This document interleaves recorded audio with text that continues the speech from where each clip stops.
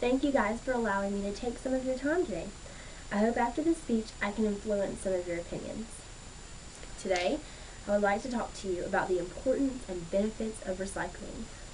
Before I can promote something, I'd like to make sure everyone knows what I mean by recycling. Recycling, the accepted definition by Webster's Dictionary, is that recycling is the processing of used materials or waste.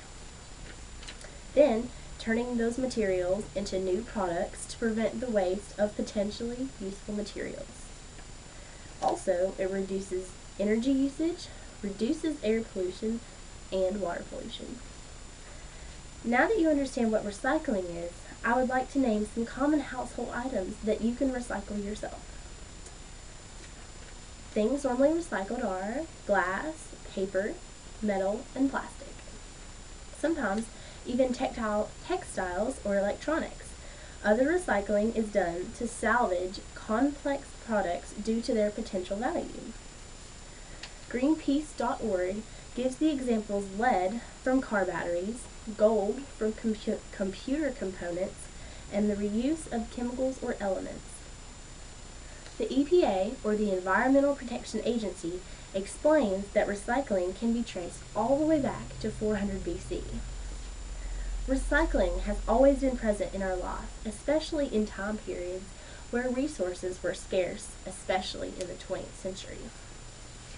Railroad and automobile industries in this time resorted to purchasing scrap metal during the wartime and the Depression. During World War II, peddlers would go door to door looking for old or discarded metals and appliances. Now we see that recycling is not new, yet a widely used old ritual for conservation. But most important, why should we recycle? From 1960 to 2009, government studies by the EPA claim that waste has increased from 2.7 to 4.3 pounds per day. Now for the future and present generations, the best way to reduce that waste is not to create it. The first reason to recycle is because it reduces the need for landfills or incineration. Incineration is the burning of trash. Landfills produce unhealthy, dangerous emissions.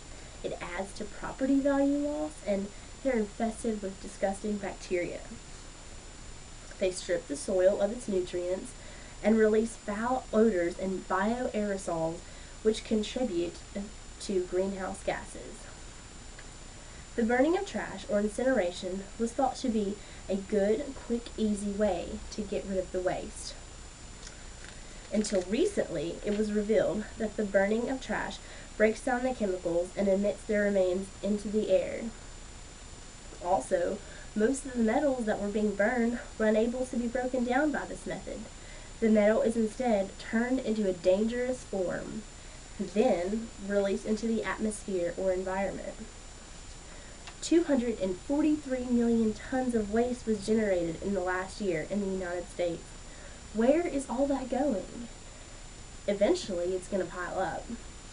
Recycling prevents the buildup of so much waste, so ultimately that means less pollution.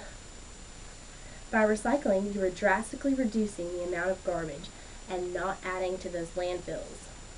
Even the runoff and emissions of chemicals affects our planet's drinking water. Finally, the planet needs a moderate amount of greenhouse gases to trap heat in the atmosphere and keep everything from being one frozen wasteland. Starting in the Industrial Revolution, factories began emitting great amounts of CO2 into the atmosphere. Over the past decade, because of the amount of fossil fuels and CO2 released, the globe's climate has begun to heat up because of all the heat trapped into the atmosphere. If this continues, by 2100, the temperature will rise 11.5 degrees, resulting in the melting of ice caps or glaciers.